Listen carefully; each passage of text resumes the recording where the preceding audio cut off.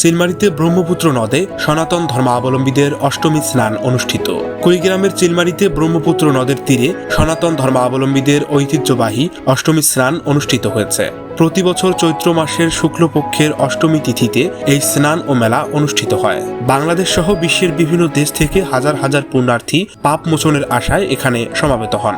গতকাল থেকেই শুরু হয়েছে মেলার আনুষ্ঠানিকতা, তবে মূল স্নান অনুষ্ঠিত হয়েছে আজ বৃহস্পতিবার। এবার মেলার স্থান নির্ধারণ করা হয়েছে চিলমারীর ব্রহ্মপুত্র নদের তীর সংলগ্ন জোরগাছ পুরাতন বাজার এলাকায়। সরেজমিনে ঘুরে দেখা গেছে হাজার হাজার পুণ্যার্থীর পদচারণায় মুখরিত ছিল ব্রহ্মপুত্রের পার। স্নান ও মেলার নিরাপত্তা ব্যবস্থা জোরদারের জন্য স্থানীয় প্রশাসনের পক্ষ থেকে নেওয়া হয়েছে কয়েক স্তরের বিশেষ নিরাপত্তা ব্যবস্থা। মেলার প্রাঙ্গণে পুলিশ সহ আইন শৃঙ্খলা রক্ষাকারী বাহিনীর সদস্য মোতায়েন করা হয়েছে। পুণ্যার্থীদের সুবিধার্থে 30টি নলকূপ, 30টি শৌচাগার এবং কাপড় পরিবর্তনের জন্য 85টি বুথ স্থাপন করা হয়েছে।